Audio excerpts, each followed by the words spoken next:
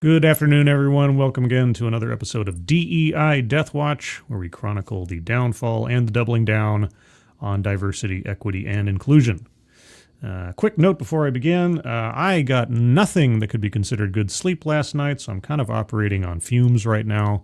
So if I seem a little zombie-like, or I drift a little bit, I do apologize, but that's just the reality of the situation. But I'll do my best. I got a Dr. Pepper here to keep me caffeinated.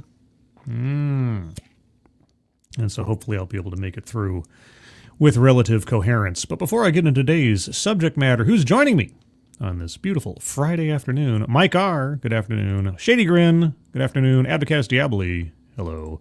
Keeverdam, good afternoon, and thank you, Keeverdam, for providing the link to the Leukemia Lymphoma Society donation page. Guys, that's pinned to the top of the chat box. So if you can donate to that, please do so. But even if you can't, if you can share that out on social media, that would be appreciated. So thank you ahead of time for that. And thank you, Keeverdam, as always, for providing the link. Funtime Bats, good afternoon. Walter Tomaszewski is here with George, Philip, and Walter. Oh, I guess you are present as well. You'd be speaking for George and Philip, the kitty cats. Good afternoon, Walter. Miranda Stone is here. Guys, I don't know if you've heard about Miranda Stone, but if you haven't, well, let me tell you.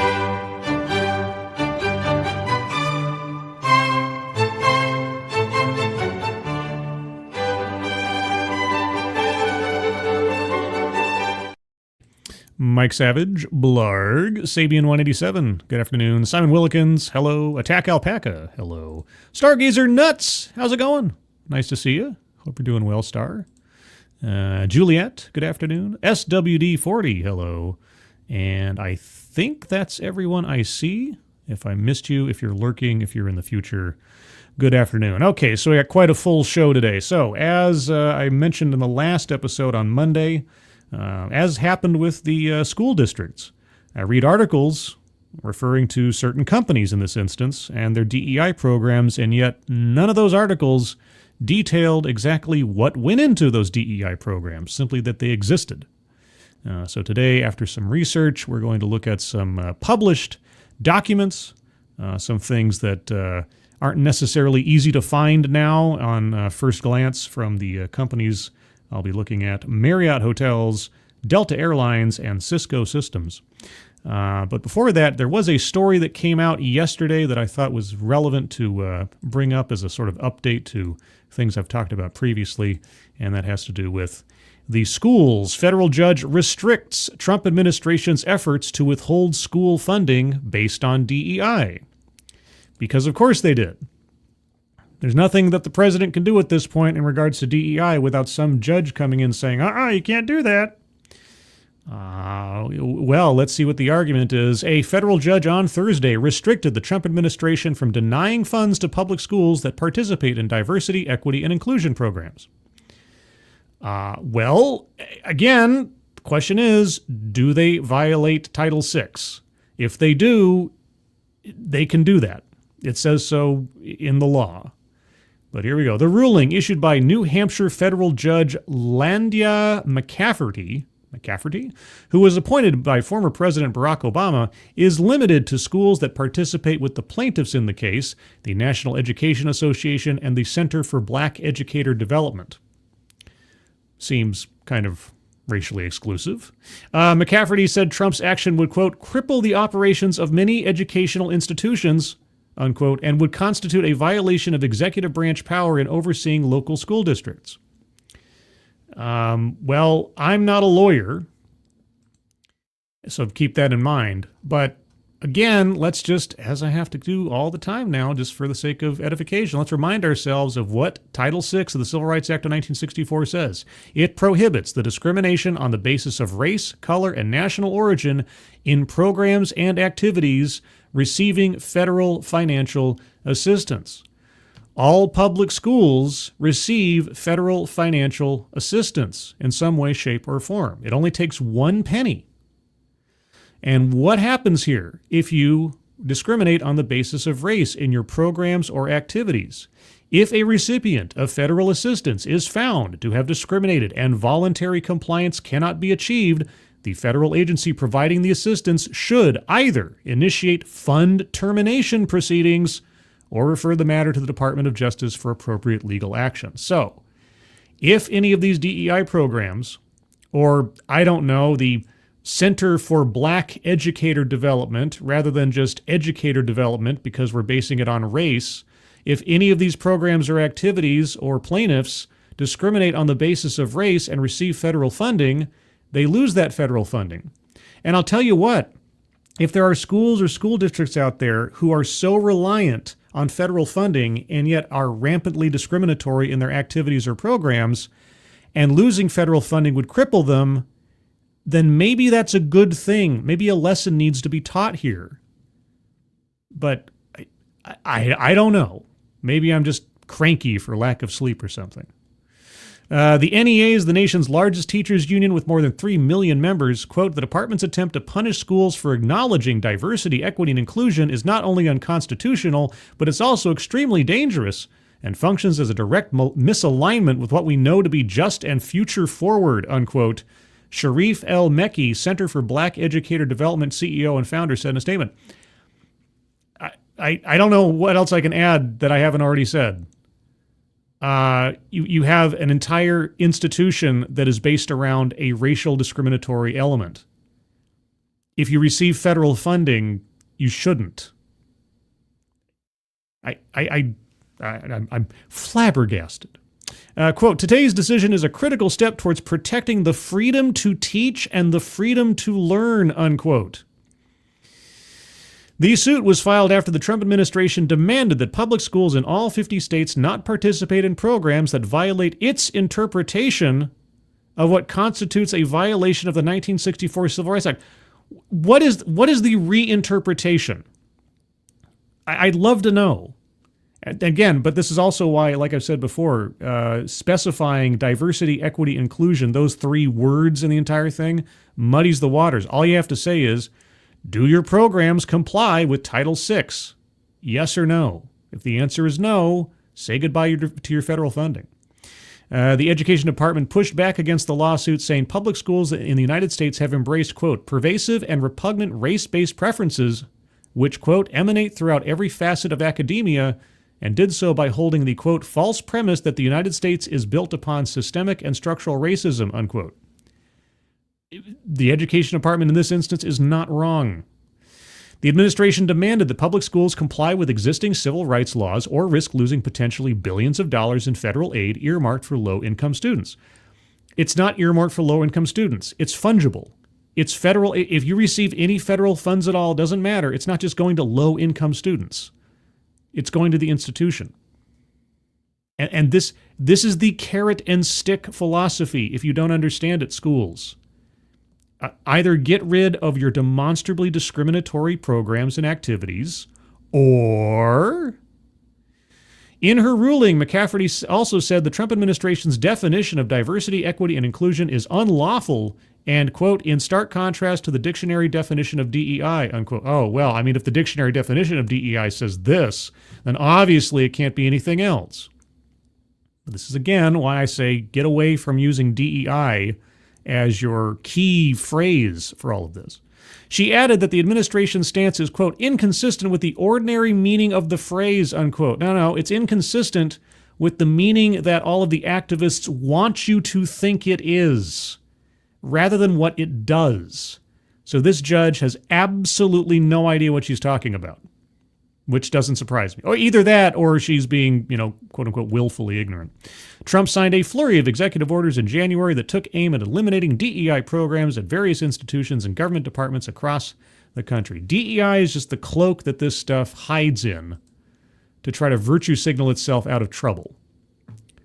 But I guess this judge needs some evidence. Maybe the judge will listen to this live stream, or go back through any of my Curriculum of Fear live streams on my channel and get an education, which would be useful before you rule on such a thing.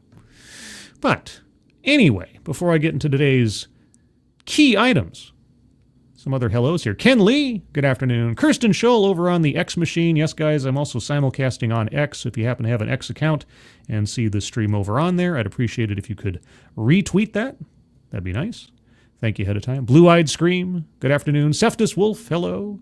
Theater Wench Ginger. Ginger? Ginger. Hello. Hello.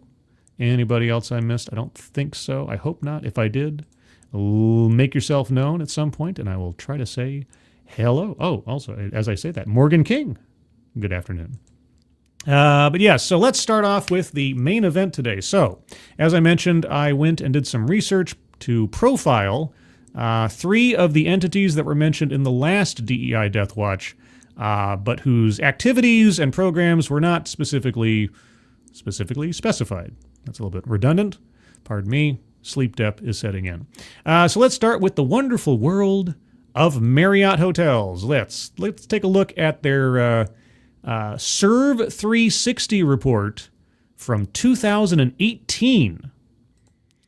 Let's pull that up right about here. Okay, so this is how I'm going to do it, guys. I'm going to pull up each report or each item as I have in turn and go through what I found in my researches. So this is their 2018 Serve 360 report regarding sustainability and social impact at Marriott International.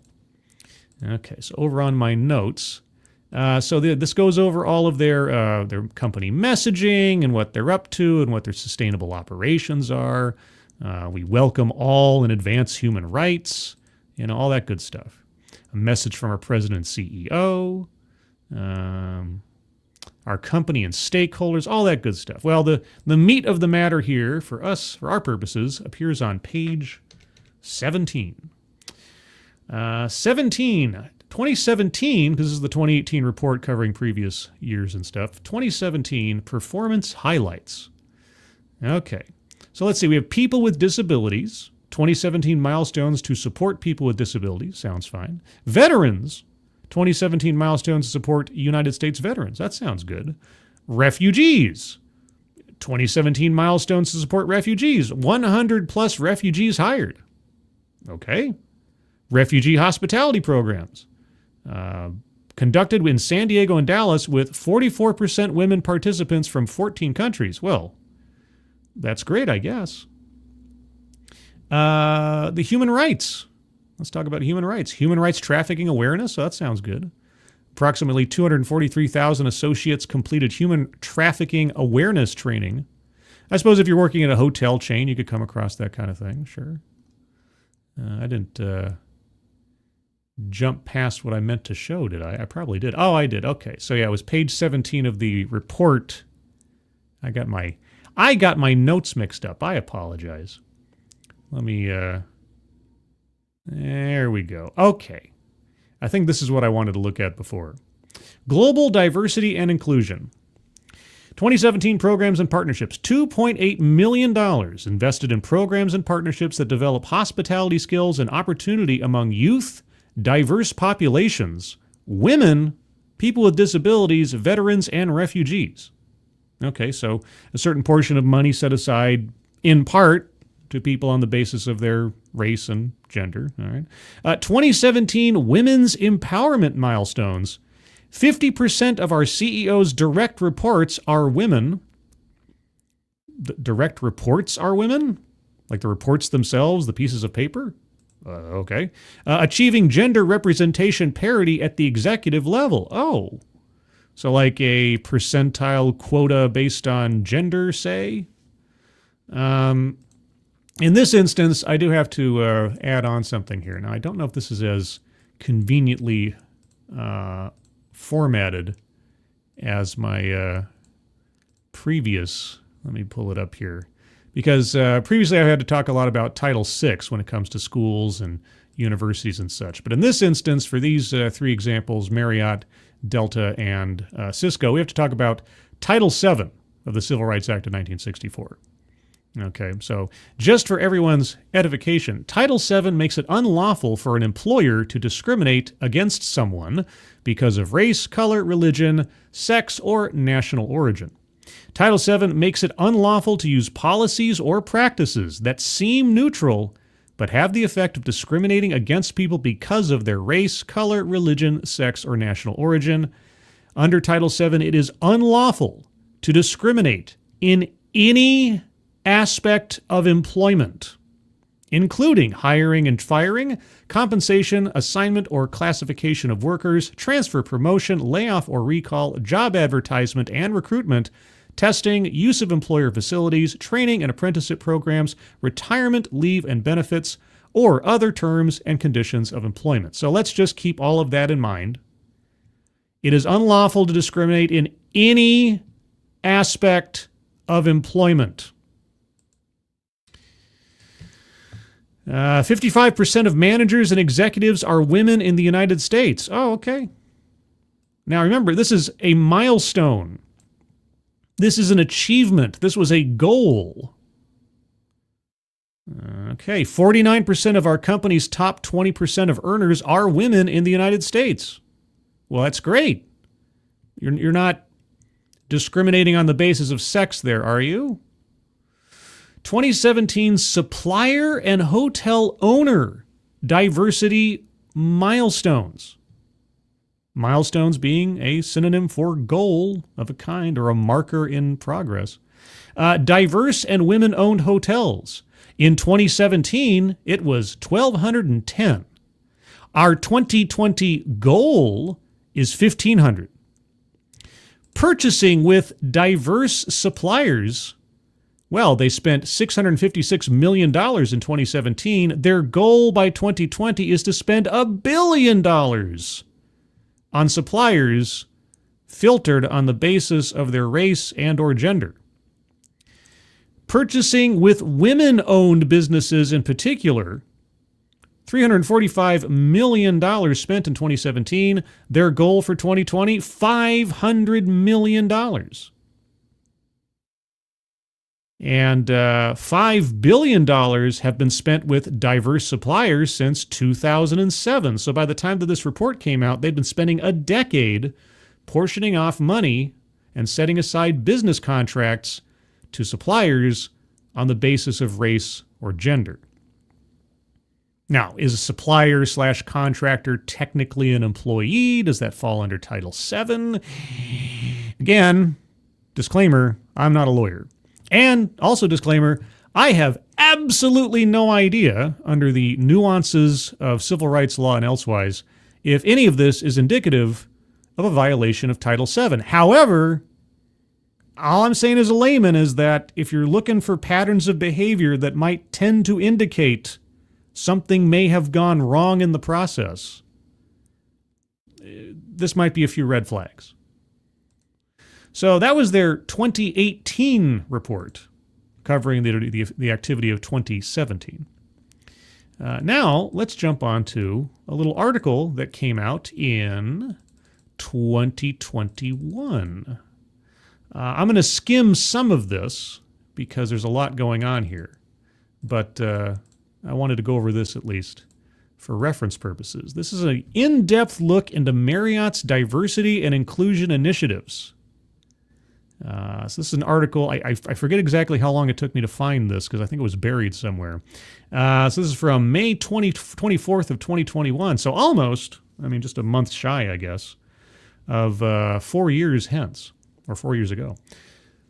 We asked Marissa Milton, Senior Vice President, Global Talent Acquisition and Inclusive Opportunity, Marriott International, a series of questions about the company's diversity, inclusion, and equity efforts. Milton provided specific examples, my favorite, and advice for others in the industry. Oh boy. Women leading travel and hospitality. What are some specific programs that Marriott has put in place to promote diversity, inclusion, and equity? You got your litany out of order there, but that's fine. Marissa Milton, since Marriott's founding in 1927, our core value of putting people first and deep commitment to diversity, equity, and inclusion have guided how we interact with people and how we do business every day. This is the foundation that sustains our take care culture and business success.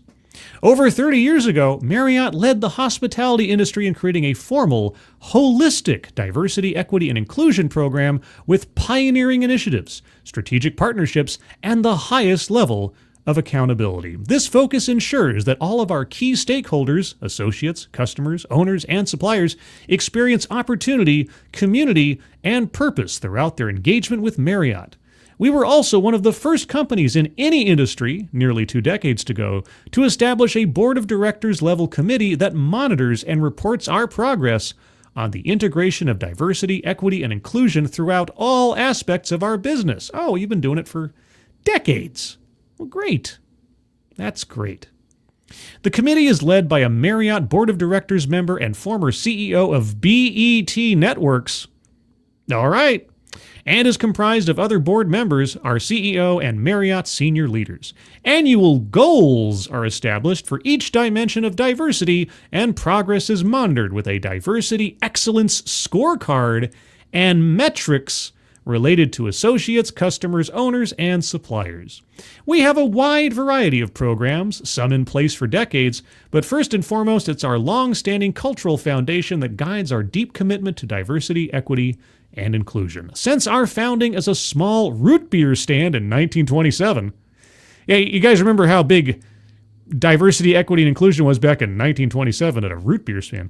We've stayed true to our core value of putting people first and a simple philosophy. If we take care of our associates, they will take care of our customers, and our customers will come back. Our culture guides how we interact with people, how we do business every day, and how we respond to global challenges. With this foundation and accountability at the highest levels of our company, we work to ensure that all of our key stakeholders experience opportunity, community, and purpose throughout their engagement with Marriott. Today, I'll share 3 examples of specific programs that promote diversity, equity, and inclusion. Women's Leadership Development Initiative. Sounds very inclusive, doesn't it? Established more than 20 years ago. Emerging Leader Program, launched in 2014, and Take Care Community Talks, initiated last year. Oh, last year is in 2020. I wonder what happened in 2020. Anyway, Women's Leadership Development Initiative, with a focus on policies, programs, and practices that help build a strong pipeline of women leaders. Just saying. Unlawful to discriminate in any aspect of employment, including, where is it now? Training and apprenticeship programs. Moving on. Let's see. Offering networking and mentoring and supporting the ability to effectively manage work and life. Because women need extra help in managing work and life. Women hold some of the most significant profit and loss and policy-making positions across our company, including President of Marriott International, a role that Stephanie Linnartz was promoted to in 2021. Oh, okay. Of our CEO's direct reports, 57% are women. Of our CEO's direct report, by direct reports, I'm assuming they're talking about individuals who report directly to the CEO. I'm just going to... I don't speak corporate all that well, but I'll just assume that that's the case. Of our CEO's direct reports, 57% are women. Was that a goal? Of all global executives, 44% are women. Okay. By 2025, our goal is to achieve gender parity for the company's entire global leadership team. So we have a 50-50 split goal by, hey, it's 2025 right now. So you have a gender-based leadership quota. A gender-based leadership quota. It is unlawful to discriminate in any aspect of employment, including, where is it on here? Oh, transfer, promotion, layoff, or recall. Oh, well, okay. Again, I'm not a lawyer. I'm just looking at the law and comparing it with the public statements of employers in America. Okay, Emerging Leader Program, ELP. ELP is our signature 12-month leadership development program. The goal of ELP is to ensure the development of our bench strength talent, our high-performing frontline leaders, senior leaders, and other managers who have demonstrated the ability to excel to higher levels of responsibility. Since its inception, ELP has been instrumental in building and increasing the number of women and people of color in leadership roles. Oh, unlawful for employer to discriminate against someone because of race, color, religion, sex, or national origin. Okay. Currently, there are over 1,200 ELP participants, and 100% have been promoted and or selected for strategic developmental roles at various levels of management and in P&L roles within the company. Oh, promoted, you say? In an initiative focusing on women and people of color, you say? I'm gonna keep pointing at the sign, guys. I'm gonna keep pointing at the sign. I'm just gonna keep doing it. I'm gonna get so annoying about this over the course of this deal. I just can't help myself. It brings together emerging talent who have a broad range of tenure and are at different career stages. It offers a blended learning experience with access to executive leaders, customized development plans, and tools and resources that enable participants to learn, grow, and excel personally and professionally. That's great. Great. And lastly, the Take Care community talks. As our company faced the most incredible hardships and business challenges this past year due to the COOF, we faced another crisis and knew that taking a stand to address racial injustice must be a top priority. Yes, because as we know, guys, if someone dies in Minneapolis, a hotel chain must take action. It's just logic, as you know. In the summer of 2020, the summer of love, our CEO and Global Chief Human Resources Officer joined other senior leaders to kick off a series of virtual town halls called Take Care Community Talks. The purpose of the community talks is to transparently share associate feedback and senior leadership perspectives on our fight against racism. You mean like having training programs that discriminate on the basis of race in part? Oh, okay. Well, I mean, that's one way to fight racism, I suppose. The advancement of equality and justice in society, because as we know, that's what hotel chains are known for, and Marriott's role in these efforts to inspire ongoing dialogue and courageous conversations. Oh my gosh, can Glenn Singleton be far behind? We encourage associates to share their ideas on how we as a Marriott family can build on our efforts to fight racism and create real change. Their feedback has helped inform our community talk agendas. Thousands of global associates have attended the talks and thousands more have accessed the archives. Community talks continue to be held on a regular basis. Well, that's great. That's great. Over in the chat. Holy cats. Faustonia. Holy cow. Thank you so much, Faustonia. It's very nice of you. Appreciate it. Hey, Scribe and Chat. I wonder if the next bad recession is going to eliminate a bunch of this crap. 2, don't all companies engage in EEOC? I see that in pretty much every job posting these days. Isn't DEI redundant? Well, DEI as the stated intent should be redundant, but it's actually counterproductive to what the EEOC should be doing. Here's the problem. The EEOC has for years been understaffed, underfunded, and underpowered to do their jobs. And when they do act, almost always, it's some tiny financial fine on a company. There's no real accountability held. It is a rare day when the EEOC, sends anything up to the DOJ for criminal prosecution or meaningful prosecution. So, yes, everybody has to post that they are in compliance with the Equal Employment Opportunity Commission. But saying you do something and actually doing a thing, especially when people constantly, bizarrely try to equate DEI with being in adherence with EEOC, when oftentimes it's not, as we're probably going to see over the course of this presentation, it's all smoke and mirrors. This is why we need active and meaningful enforcement of existing federal civil rights laws. That's what has allowed DEI, or the bad interpretations of DEI. I have to make this clear. DEI does not inherently indicate illegality or questions thereof, but it is a giant red flag. It really comes down to the details and what the programs entail. And that's part of what I've been doing here for a while now, and specifically in this series. So thank you, Faustonia. Are you still watching Agenda Free TV when it happens? Significant Otter, good afternoon. Sorry I'm late to party. No need to apologize. You're here exactly on time. Also, Jill Powers, the River Daughter, good afternoon.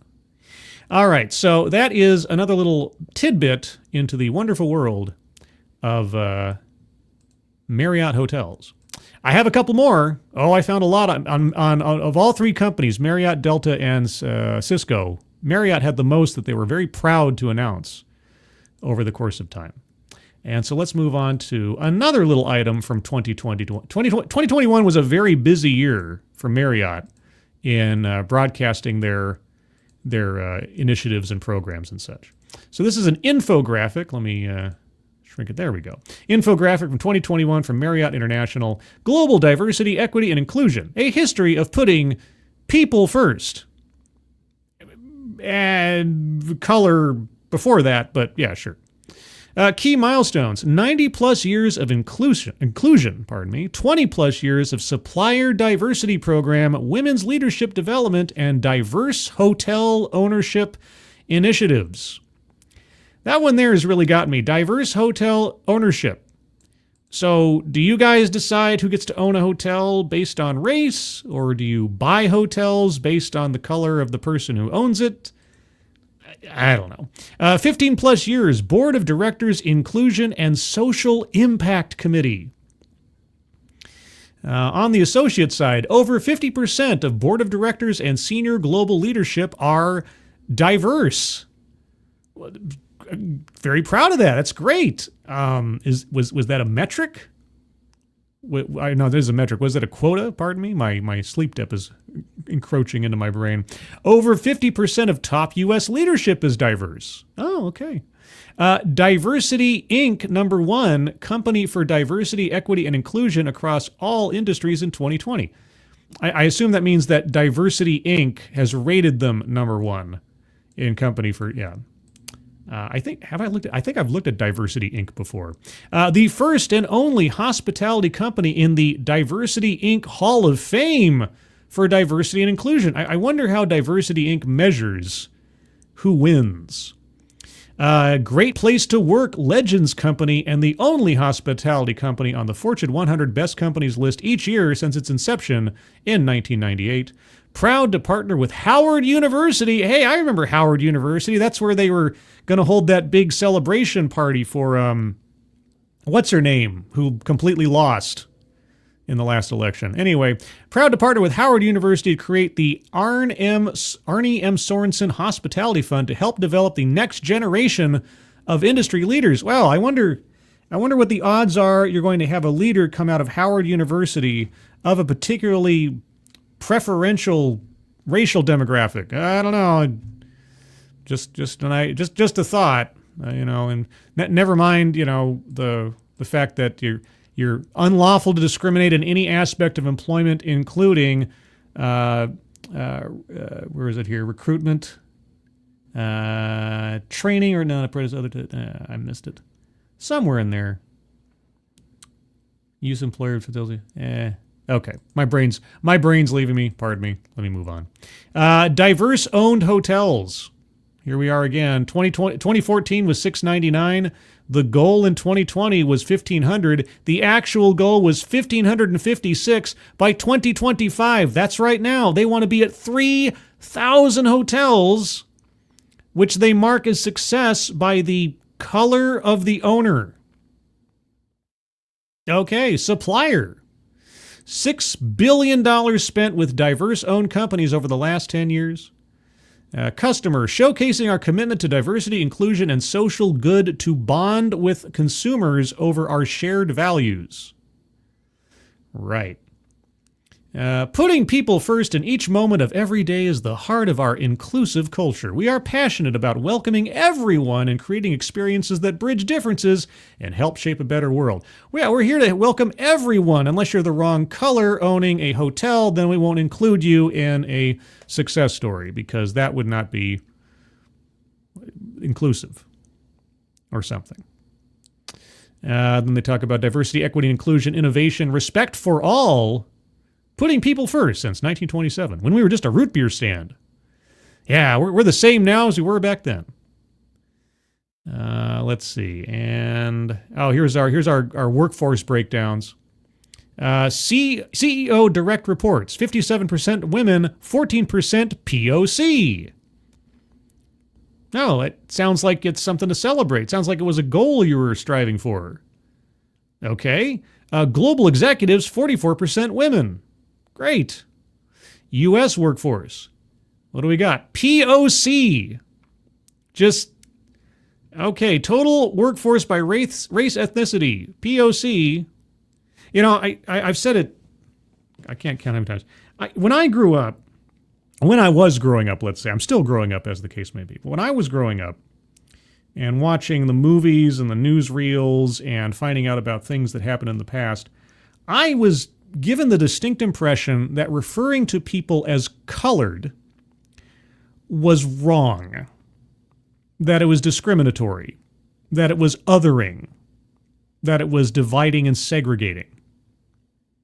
The fact that POC, people of color, over the last 10 years or so has roared into mainstream nomenclature has never sit well with me. And I always get a little bit of an internal irk every time that I either read it or just by reference am forced to say it. That's just an aside on my part. Anyway, total workforce by race ethnicity, 67.3% of their total workforce is POC. Well, great. Managers by race or ethnicity, 37.1% is POC. Okay, that's great. People of color by level, we have 21% executive, 34% mid-level manager, 51% entry-level manager. Women by level, 46%, 46%, and 55%. Well, that's great. Okay. I'm sure that the fact that they're highlighting these particular statistics in no way, shape, or form would indicate that any kind of unlawful discrimination is taking place in hiring or promotion on the basis of race or gender. I'm sure it's just happenstance. I'm sure. Well, let's move on into the future of that same year. Let's take a look at, so we looked at first their 2018 Serve 360 report. This might be some repetitive information. It's entirely possible. But just to be thorough, I always want to be thorough. Okay, this is the 2021 Serve report. Okay, page 37, according to my notes, if I have this right this time. Yes, here we go. Page 37 of their 2021 Serve 360 report. New and accelerated D.E.I. goals. Okay. As part of our efforts to advance women and people of color, Marriott has accelerated our objectives to diversify our leadership and business opportunities. Okay, well, that sentence alone implies to me that you have a goal of putting people into positions of leadership or promote them on the basis of race and sex. I'm pointing at the sign once again. Okay. In 2021, we announced the acceleration of our efforts to achieve global gender parity in company leadership by 2023, 2 years earlier than the original goal. That's right, you did say 2025 previously. We also established a new objective to increase the representation of people of color in executive positions in the United States. Our key DE&I goals include achieve gender representation parity for global company leadership by 2023, increase representation of people of color in executive positions from 20.5% to 25% by 2025, and lastly, achieve 3,000 diverse and women-owned hotels by 2025. I'm pointing to the sign. Again, and just as a note, Marriott, this is the reason that we're looking at Marriott in particular here is because Marriott has doubled down on their initiatives and their core values since all of the anti-DE&I stuff has come down the pike. So I have to assume from their own public statements of just the last couple of weeks or so that everything we're seeing here in this pattern of goals, behavior, and stated agenda is still taking place right now and has been for years, which, again, I'm sure doesn't at all implicate Marriott in perhaps tempting fate with federal civil rights laws in hiring, promotion, employment activities, leadership, training, etc. They then go through their breakdown of workforce again, U.S. workforce by race, ethnicity, highlighting specifically what percentile are quote-unquote people of color. U.S. managers by race, ethnicity, again, highlighting specifically people of color. So again, a little bit redundant there, but just wanted to show that it's ongoing. And lastly, we're going to jump ahead to 2023's similar report. Now remember, as we just read, 2023 was a goal year for gender parity across all their global whatsits. So I guess the question is, are they close to achieving it by this point? And I should note that as far as I was able to tell, and it may exist, I cannot say it does not exist, I was unable to find a 2024 report. That might not have been published yet. I think these are published sometime around May-ish, so I might be a little early on this one. If a 2024 report does appear, I'll check up on it in the near future, then I'll profile that in a future live stream. But here's 2023's ESG report, Environmental, Social, and Governance report, progress report from Marriott. And for this one, we need to jump to page 7, according to my notes. I said 7, according to my notes. Thank you. Let's see. Social. Marriott remains focused on welcoming all and providing equitable access to opportunity across the company's operations and value chain. For our own operations, the approach starts at the top. Marriott's human capital strategy is based on 3 signature elements: growing great leaders, investing in associates, and access to opportunity. These elements will help move the company forward and create an environment for associates to thrive. Wherever we do business, Marriott also aims to support communities, promote a safer and more inclusive world for travel, and welcome all. All right, well, how's that going? Providing access to opportunity. Is it equal opportunity? Let's find out. Infusing diversity, equity, and inclusion into our business operations is integral to the company's success. Marriott's goal is to be a global, transformational leader in DEI. Well, you're doing a good job so far, with our actions serving as opportunities to instill a sense of belonging in those who enter Marriott's doors. Goal. Let's just remember, okay, this, just to point it out, this is a publicly stated goal. Goal, gender parity for global executives. Achieve gender parity for global executives by year-end 2023. Progress towards that goal, as of this report at least, 47% of Marriott's global executives are women. Wow, that is progress. You've increased the percentile of your employees in leadership positions on the basis of gender within a stated time frame. Golly gee whiz, Batman, I'm sure there's nothing implicitly questionable about that at all. Moving on. Goal. People of color representation for U.S. executives. Increase the representation of people of color for U.S. executives to 25% by year-end 2025. Progress, as of the publication of this report, 22% of Marriott's U.S. executives are people of color. So you have a goal of putting people into executive leadership positions on the basis of their skin color, stated in a percentile with a timeline. I'm sure that does not count as a quota, which is at least, again, mildly questionable. Oh, but don't forget, guys, they have at least hired 1,000 plus veterans in 2022. As we know, veterans, of all the things that you could crow about, veterans is always, a off, like a second-hand thought. It's just, maybe we'll mention veterans. A marker of actual personal achievement and merit, that kind of thing. But first, we have to talk about your genitalia and your melanin count. That's really important. Supplier diversity, nearly $660 million spent with diverse suppliers in 2022. Wow.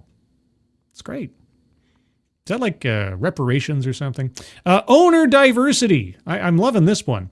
1,800 plus diverse or women-owned hotels open in the U.S. and Canada committed $50 million as part of Marriott's Bridging the Gap, a program to increase hotel development and ownership among historically underrepresented groups. And so, deciding who gets to own a hotel in your chain on the basis of race and gender specifically, I'm sure there's absolutely nothing questionable about such an initiative under the Civil Rights Act of 1964 at all.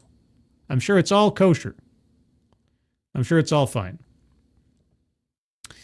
Let's see. And I think that that constitutes the end of the Marriott section of this presentation.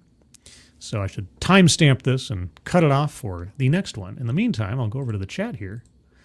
I get all excited about this stuff, guys. Get so focused. Significant Otter. I was first introduced to the wonders of double-stacked pizza by Sbarro's, but Papa Murphy makes a decent substitute. You heard it here first, folks. Significant Otter endorses Papa Murphy's. Papa Murphy's, the pizza for discerning otters. Sure. Don't tempt me into doing custom ads again. I might just do it again from the olden days. It's like, this episode of D.E.I. Deathwatch is brought to you by Fostonia. Fostonia. When you're looking for Fostonia, it's Australian for news watchers. Something like that. I don't know. Let's see. It's Bridget. OMG, that's when I started at my hotel. Uh-oh. Bridget. Are you a leader? I don't want to out you. I don't want to dox you or nothing. I mean, I know you talked about being at a Marriott before. I thought you were just like a guest or something. Do you actually work? Uh-oh. You might have been the recipient. You might have been the beneficiary, Bridget. I can't say. I don't know. Unfortunately. It's a question that I am asking, for better or for worse. Anyway, let's move on from hotels to another staple of travel, and that would be, well, flying. You guys like to fly, don't you? I know I like to fly. Occasionally. Not very often. Only when I have to. Anyway, Delta Airlines. Delta Airlines has a initiative called Close the Gap. And in relation to that, I've been able to find a few things, some of which were, again, kind of not obviously deleted, but hard to come by. You have to follow some broken links and some other things, but let's start our journey with Delta Airlines here in a little report from the Delta Airlines Presents 2021 Close the Gap Report. Yeah, finding these actual Close the Gap reports wasn't easy, and most of them are like summaries from other sources. In the midst of a global reckoning over racial inequity and injustice that began in 2020, we began an honest, open conversation about where we are as a company and where we need to be to fulfill our commitment to be an anti-racist, anti-discrimination organization. Let's keep those words in mind as we proceed, guys. Anti-racist, anti-discrimination. Now, I hate to tell Delta this, but if you actually knew or understood what anti-racism entails, you'd understand that putting those two phrases right next to each other, they work at cross purposes. But we'll find that out as we go. Our commitment to diversity, equity, and inclusion is in pursuit of our goal to connect and reflect around the world. Pardon me. My words are getting ahead of my brain, and my brain is already sleep-deprived. Let's try that again. Our commitment to diversity, equity, and inclusion is in pursuit of our goal to connect and reflect the world, bringing people together and representing the communities that Delta serves. It is why we have committed to building a better future rooted in DEI. Yes, as we all know, DEI is the foundation of a better tomorrow. This goes beyond doing the right thing It is imperative to our success. Oh my gosh. In the midst of a global reckoning over racial inequity and injustice that began in 2020, we began an honest, open conversation. You already said this. Okay. When our high-level diversity metrics at the end of 2020 were disaggregated, a significant gap, do you mean a disparity, between the diversity reflected in our frontline talent and the diversity of their leaders emerged. Our goal is to change that with our Close the Gap strategy. Our focus is on the three areas where the gaps are the largest: women, Black talent, and other ethnic minority groups as a whole. All right, so you have an employment or leadership or promotion initiative based around race, gender, and ethnicity. I'm pointing at the sign. We intend to direct our efforts in other diversity areas as well, though we have found that these three are the most underrepresented and contain the largest gaps between frontline employees and our leadership. The data in the following slides compares self-reported metrics from Q1 as of March 31st, 2021 and Q2 June 30th, 2021. It is inclusive of all Delta employees based in the United States, U.S. Virgin Islands, and Puerto Rico, expats, and employees on voluntary unpaid leave. Close the Gap report, Black talent.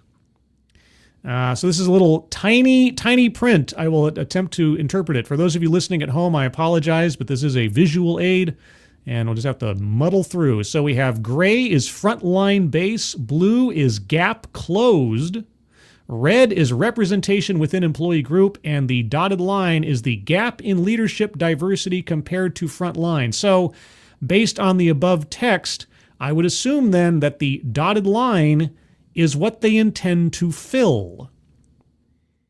And they're all broken down by percentages, specifically on race. So scale frontline is 22%. Other merit or manager, 18.4% is the representation, but the gap is 3.6%. And then likewise, you have 8.4% compared to 13.6%, and then 7.3% versus 14.7%. On general managers and VP plus, vice presidents, etc. And then the changes between Q1 of 2021 and Q2 of 2021, well, I guess they increased the gap in all cases. So it got worse, I guess. So despite increases of hiring and promoting diverse talent, okay, let's, again, there's not a lot of interpretation or nuance needed here. Okay, so they're showing us graphs of like, here's where people are, here's where we want to be. And then as time went on, by their perspective, things got worse. The gap increased in each metric.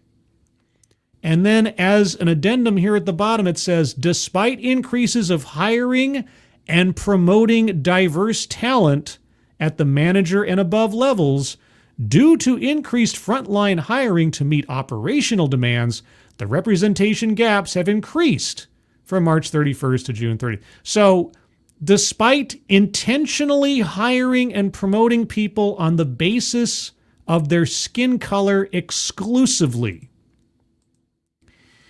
they still haven't closed the gaps. Well, I mean, I appreciate the clarity, Delta Airlines. But we're not done with Delta yet. Oh, no, sir. No, sir. Just like Marriott, they put out a yearly ESG report.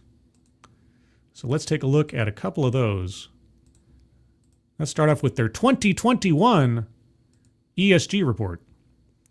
And according to my notes, if I have this correct, we have several pages to look at. Let's look at page 5. 5 is apparently the first magical page. Let's see. Yes, we have goals and progress. Goals and progress. Let's see. What are we looking for here?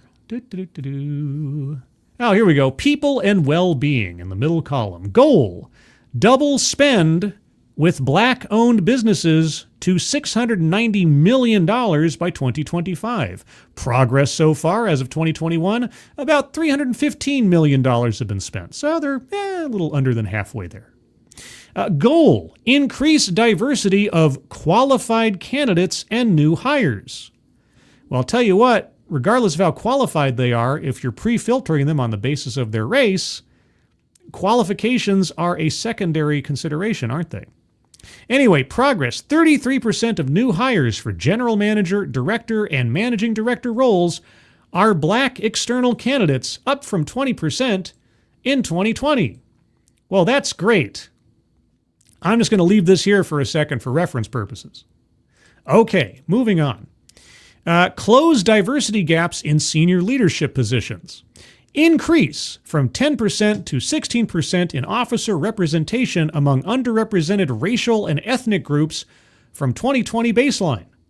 Racial and ethnic groups, you say. In promotion and hiring considerations, you say.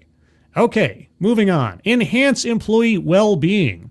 Establish employee well-being metric flourishing index to guide future programs. Well, I'm sure that nothing can flourish better than when you're discriminating in your hiring practices on the basis of race. I'm sure everyone can flourish under such an environment. Okay, that was page 25. Now we're moving, or page 5. Moving on to 26 is what I meant to say. What's here? Oh, diversity, equity, and inclusion. Delta is committed to actively seeking diversity, boldly pursuing equity, consciously promoting inclusion, and fostering a sense of belonging among employees, so long as you are the correct color. But anyway, 2021, close the gap. Frontline scale / employees. Women, 41.3%. Black, 25.7%. Other underrepresented racial and ethnic groups, 22%.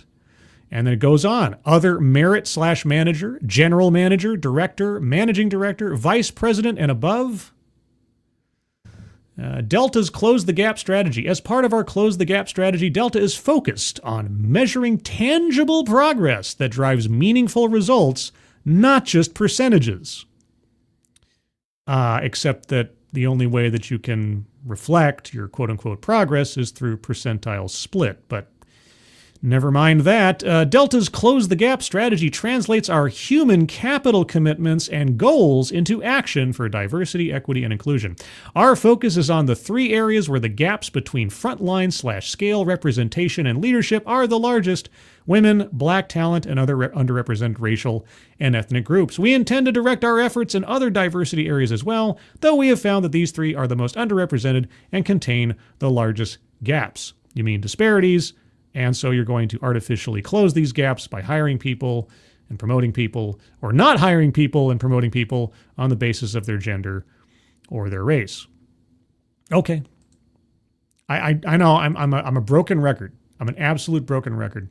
Delta's commitment to racial equity. Reimagine our talent strategy. Increase the number of qualified candidates who are part of underrepresented racial and ethnic groups. Well, okay, if you say so, Delta. Black external candidates now represent 33% of our new hires for general manager, director, and managing director roles, up from 20% in 2020. Oh, so a concerted effort to increase the demographic split of your managers, specifically on the basis of, I know, I'm just a broken record. I'm just going to keep going. I'm just going to make this one giant sort of chronicle of this stuff just to get it out of the way for future reference. Let's see. Okay. Goal, rebuild Delta to reflect the world we serve. Closing diversity gaps in senior leadership positions by increasing the representation of women, black, and other underrepresented racial and ethnic groups in those roles, including doubling the number of black officers and director-level employees by 2025 as compared to 2020. Okay, so you want to increase by 50% within a timeline from 2021 to 2025. Okay, I'm sure that's not a quota. Although black officer representation remains below 2020 levels, the percentage of officers from underrepresented racial and ethnic groups has increased over 2020. Oh, okay. 2020 was at 10%, 2021 is at 12%, and 2022 at 16%.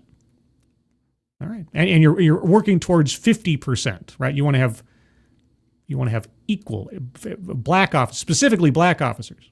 Okay.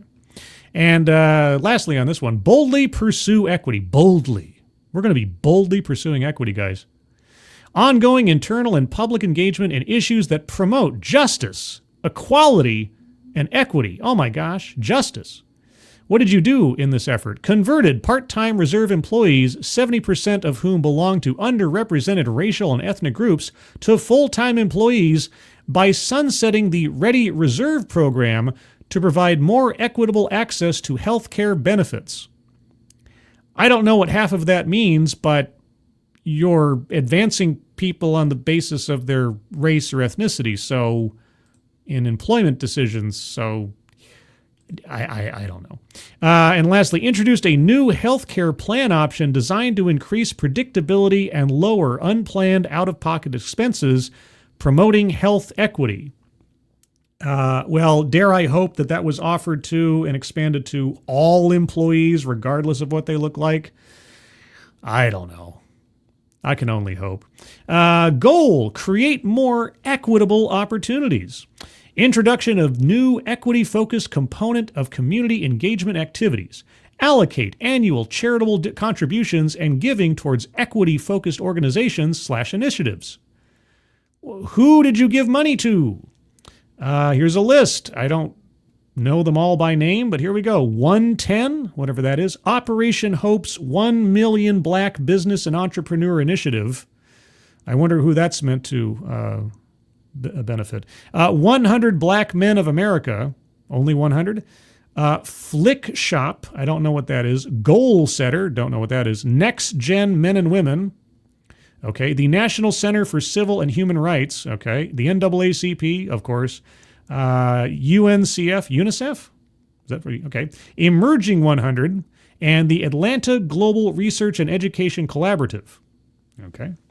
Goal, step up inclusion training. Oh boy, at least one of 4 enhanced inclusion training courses completed by all employees by 2022. Boy, oh boy, if you're hiring outside DEI consultants to do that training, they must have had just a field day in paychecks this time around. Launched our enhanced inclusion training experience, which explores conscious and unconscious bias, learning how these biases impact behaviors and understanding the way our actions impact others. 62,000 employees completed at least one of 4 DEI trainings.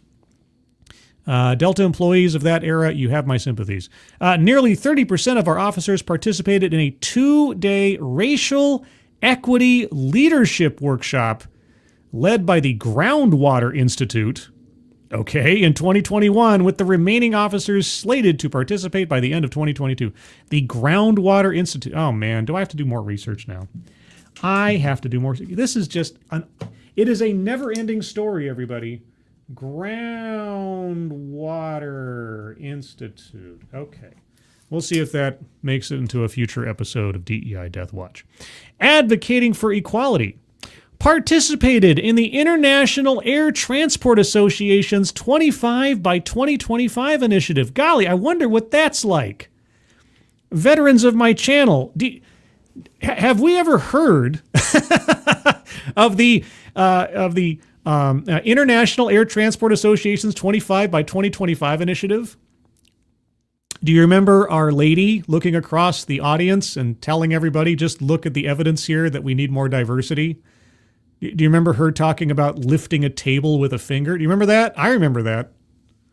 Yeah, we've actually looked at that. There's a connection. I don't have the link to that one at hand.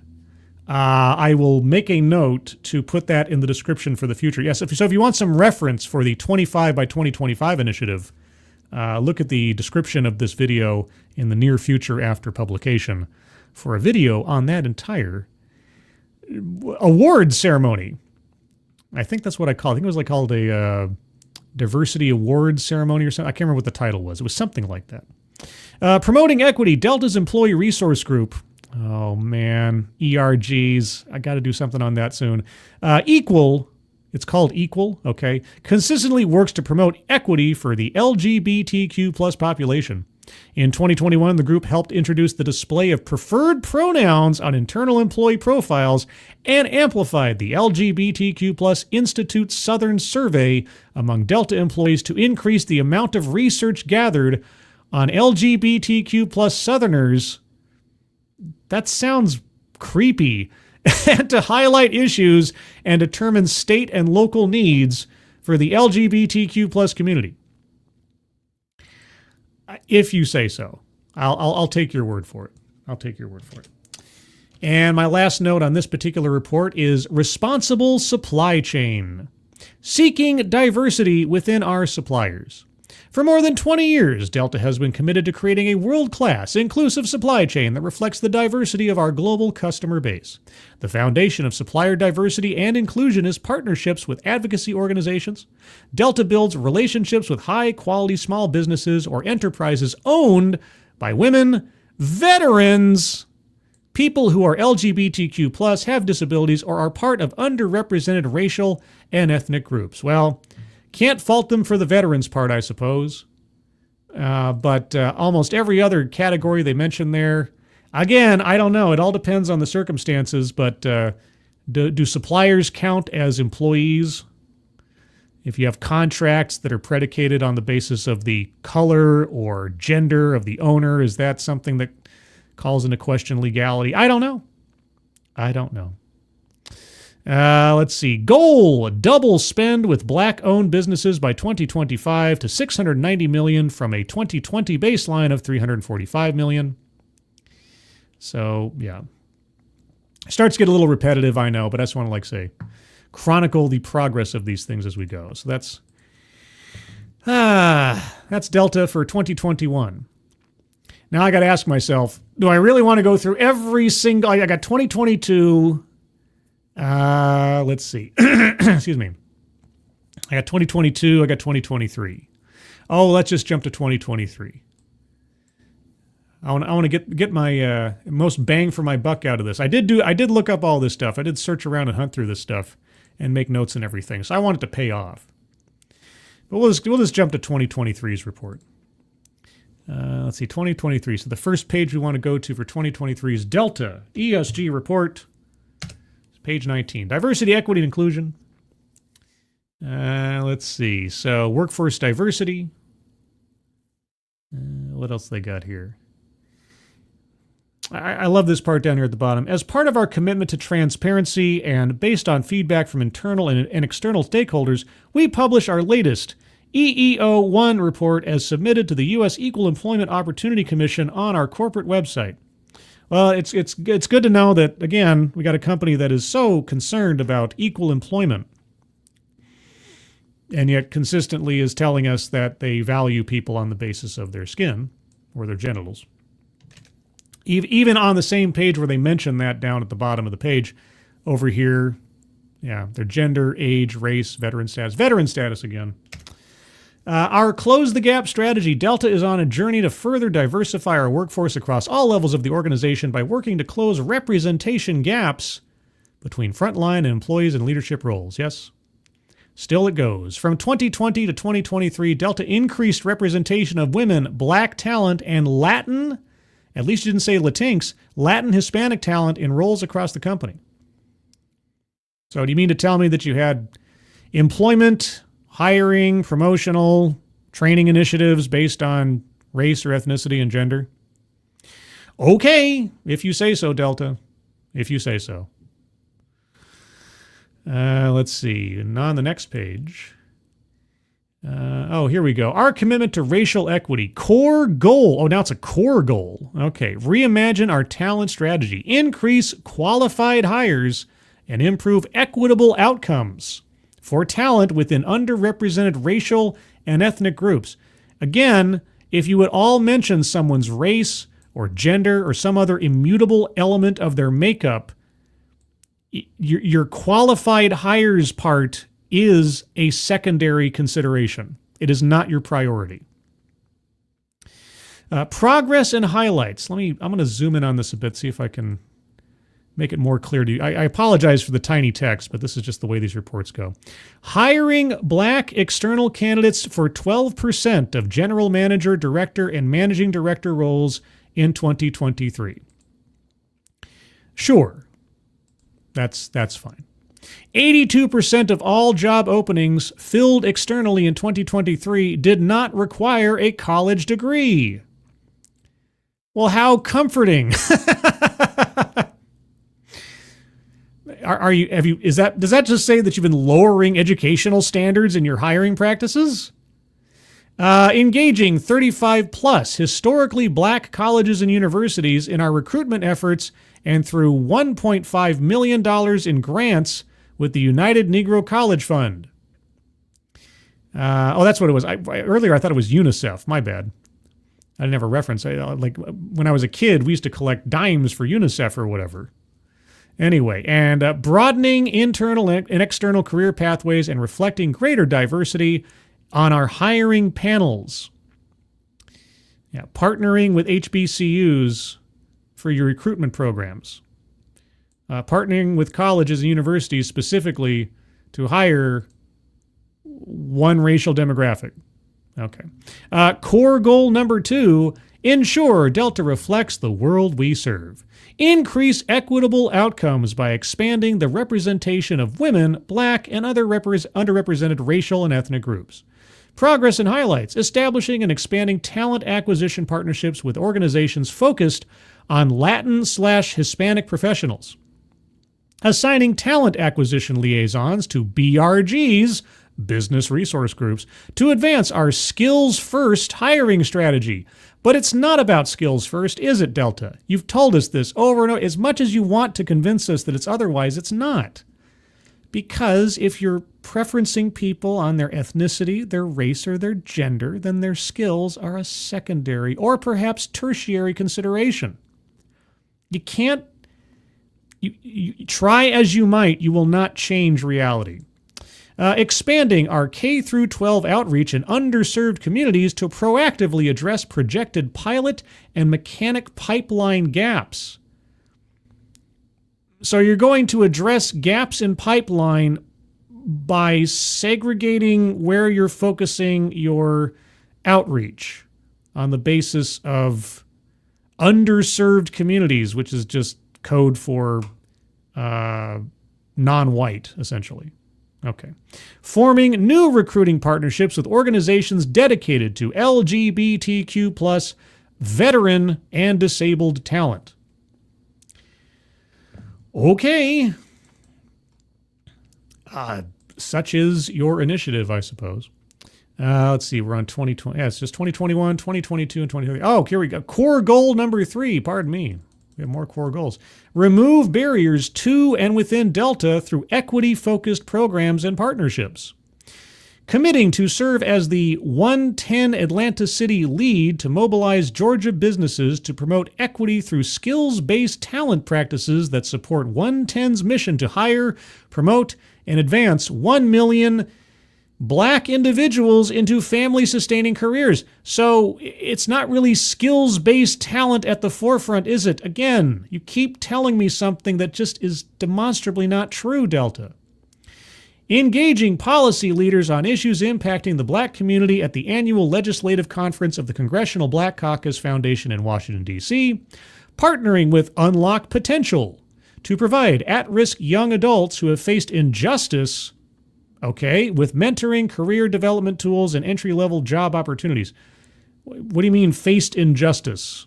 Love to know. Hosting a Delta Day of connection and shared learning with City of Refuge to help job seekers transition from crisis into sustaining careers. City of Refuge.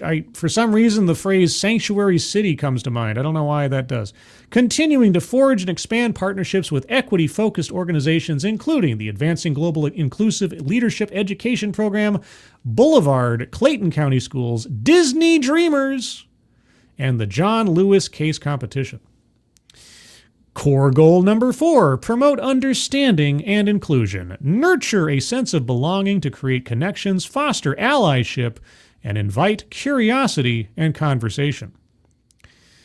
sponsoring trips for 1,000 plus Delta people to date to the Equal Justice Initiative in Alabama for an immersive, historically grounded understanding of the need for collaborative solutions to end systemic racial injustice. By the way, might I also point you to our core goal number 3 and 2 and 1 and elsewise of having systemic racism embedded in just about everything we do as far as our employment practices. But never mind that. We're going to send you on a field trip to a museum so you can learn how to end systemic racial injustice. Educating employees across all levels through DEI in a minute videos, because everybody's attention spans are only so long, created with the Equal Justice Initiative and facilitating change-driven conversations on DEI topics through our Let's Talk About It series. You know, there's nothing I look forward to more in my workplace than discussing racial inequality. I tell you what. It's highest on my list. Updating our perspective paper library to promote cultural understanding and provide employees with research-driven guidance on engaging colleagues and customers in relevant, respectful ways. I have to tailor my interactions with people on the basis of what, specifically? Appointing DEI ambassadors in our operating divisions to foster belonging and inclusion. Core goal number 5. They all seem to have the same tune, don't they? Step up diversity, equity, and inclusion training. Oh, thank goodness. Trained nearly 80% of Delta officers and senior leaders in a 2-day racial equity workshop focused on understanding systemic issues and finding ways to disrupt them. I could point to some systemic issues at Delta, and I could point to ways to disrupt them, like, I don't know, a federal investigation, perhaps. It's just one thought. Just one thought. Introduce new DEI learning and education opportunities that match employees with a wide selection of topics, format, and modalities to further their learning journey in partnership with 2 diverse-owned small business vendors. Let's broaden our horizons. We're going to give you 2 people who own businesses we selected simply on the basis of their gender or their race or potentially their orientation. Leveraged customer data and real-time scenarios to inform employee education and create a more welcoming, inclusive operation. Trained over 800 mid-level managers and highly skilled contributors on principles of social identity and how perspectives influence our assumptions, biases, and actions. You know, I can't tell you how much I appreciate knowing that the people responsible for seeing to my safety and comfort at 30 to 60,000 feet screaming through the atmosphere have spent time focusing on these subjects rather than all that silly, flight stuff, safety stuff, mechanical stuff.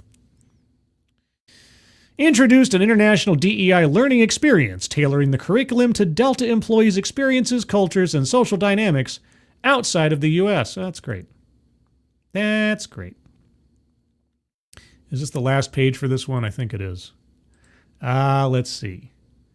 Supplier diversity, creating an inclusive customer experience. Boy, oh boy. What? Okay. What's this down here? Faces of Travel 2.0. For a second there, I had a flashback to an old naughty video of the olden days, Faces of Death, but that's not what we're talking about here. Faces of Travel 2.0. Faces of Travel is a platform that aims to address the lack of diversity in travel culture.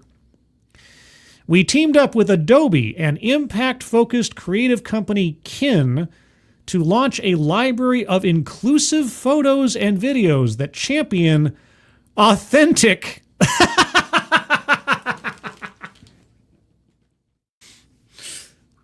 We artificially engineered a photo album of people that we consider to be diverse in this Authentic, stereotype-defying representations of diverse travelers. In 2023, we added 100 images to the collection, which is available for anyone to download free of charge. Oh boy, are they copyright-free photos? I should find them and start using them in my videos and presentations and such. I think that'd be great. Okay, well, there you go. That is the fruit of my labor in researching Delta Airlines and their DEI initiatives. Totally and absolutely above board, nothing questionable at all about them. I'm sure they're all in full compliance and have been for decades. Decades, I say. It's Bridget. Scribe. Quite a large amount of hotel owners are from India. If you remove that, I wonder what the number comes out to. I work at a Marriott as a deskie, no leadership role for me. Well, yeah, I wondered how they manage that, right? Because they say something like, we want to increase the number of hotel owners based on race, gender, etc. And so I don't know how someone becomes a hotel owner within a hotel chain. I don't know how that works. Does Marriott find an existing hotel and then acquire it and then work it into the chain? I'm sure that happens from time to time.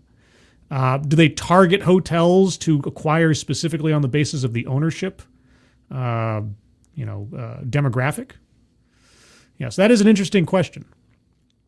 What do they consider diverse? And if they're an international chain, then they can say, oh yeah, if we, bring a hotel into our network in Zimbabwe, well, there we go. We can add a little feather to our cap or something. Miranda Stone, you can't fly if you're racist. Yeah, that's true. It's sort of like that's what defeats Tinkerbell's pixie dust. You have to think of a wonderful thought, any simple kind of thought. And of course, if you're racist, you can't have wonderful thoughts, and so you can't fly. Right? So, you mean, sorry, you meant like being a pilot or something. Sorry. I was being, I wandered off there for some reason. Wait a sec, what's this? What? There's a drunken uncle. Wait, I missed drunken uncle like a half an hour ago. Oh no, drunken uncle, you still here? Oh my gosh, I was so focused on my reports and things. Drunken uncle. Wow. Man. Oh, I get too caught up. I need to have like some kind of I wish there was an alert system or something on here. This is the problem. I've only got one monitor. Let me confess this now. I only operate with one monitor, and so I'm moving between tabs and windows and stuff all the time. So obviously, when I'm looking at one thing, it's covering up something else, and I can't look at this and I can't look at that. So I apologize, Drunkle. If you're listening to this in the future, somebody let you know. I saw you. Senpai saw you. Just too late. I do apologize, but nice to see Drunkle. Hope he's doing good. Faustoni, yes, Scribe, I do watch Agenda-free TV, thanks to you, but your streams take... Oh, well, that's nice of you. So, he's probably at the pub by now. It's true. Well, if anybody sees Drunkle in a AAA meeting in the near future, let him know that I did notice him eventually, and I played his wowie wow. All right, so let me move on to our last subject of this stream, and that is Cisco Systems. This was another company mentioned in one of the articles I looked at the other day, and so I looked around and tried to find some information on what Cisco's up to, because I think Cisco's another company that is totally doubling down on their DEI programs. One monitor, how do you do it? Awkwardly. Can you do a split screen, Scribe? I don't know, and I'd be scared to try, because I could probably screw something up. But anyway, let's move on to the wonderful world of Cisco Systems. Cisco diversity plans revealed as tech giant pledges $100 million to further social justice causes. This came out in September of 2020. Yes, that seminal year of 2020. And no, Mr. Yes. No, Mr. Yes. No, Mr. Yes. Not Captain Cisco. Not Commander Cisco. Cisco Systems. Only a heretic has one monitor. Well, I am quite evil, as you know. Although, as of yet, I don't practice witchcraft. Anyway, the tech giant is making good on its pledge to be a leader in social justice reform, diversity, and equality, with a handful of new commitments to enact meaningful change. Again, this article comes from September of 2020. Cisco Systems is following up on its June commitment to be a leader in social justice efforts with a series of pledges and action items to promote equal rights, diversity within the company's employee base, and pay parity. To start, Cisco said it is supporting policy, legislation, and organizations working to ensure equal rights for people of color in 2020. What rights are currently denied people of color in 2020, Cisco Systems? Do tell. The company is also expanding its pay parity program and will require preferred suppliers in 2021 to annually report their workforce diversity stats to Cisco. Fran Katsodis, Cisco Executive Vice President and Chief People Officer. Okay. Quote, there's an aspirational desire for us to lead and really lean into elements we believe in very strongly, which is using technology for good that is juxtaposed with specific actions, Katsoudas said. Quote, we're sharing this today because we are learning from other companies, and I think others can learn from us. We want to be part of the discussion, unquote. Well, golly, Cisco, I got to tell you, the road to hell is paved with what? As part of its program, Cisco is pledging to increase the representation of black employees at all levels of the company by 25% by 2023. You mean to tell me you have a percentile goal based on a timeline using race as a factor in assessment? Why, golly gee whiz, Batman. I don't know, just not a lawyer, just a layman, just looking at the letter of the law. Just wondering. Just curious. The company will also increase representation of black employees at director level to vice president or higher by 75% by 2023. Oh man, if only I had their 2023 report. I don't. Cisco is putting up $100 million in financial support and technology to assist historically black colleges and universities recover from the impact of COVID-19, because obviously everybody gets hit with a disease and therefore only one racial demographic is harmed, and to help them identify long-term opportunities for innovation and investments in black-owned startup businesses. Cisco is also launching a $50 million venture capital fund, the Aspire Fund, which will invest in venture funds and startups with diverse leadership and founders, the company said. The San Jose, California-based tech vendor will commit a further $50 million over the next 5 years. Well, hey, that's now. To increase the diversity across its partner ecosystem, which will promote financial opportunities for black-owned partners and increase the number of black employees in management roles, Cisco said. Quote, directionally, what we realize is there is a good opportunity to share our learnings with our partners and also, in some cases, provide them some training if they need it, and if not, we'd love to compare notes, Katsoudas said. Yes, we love to share our learnings. Or guilt trip others to conform to our new ideology through money, or possibly removing said money. Quote, it's exciting for us to have partners be part of this program, unquote. Cisco CEO Chuck Robbins in June delayed the company's biggest event of the year, Cisco Live.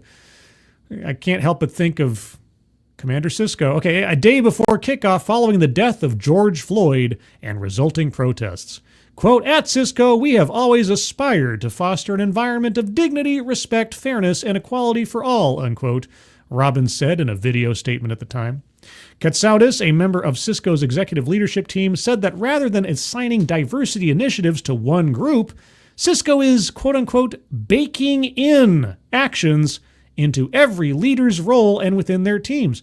Has there been any, executive compensation for meeting diversity goals? I'm just curious.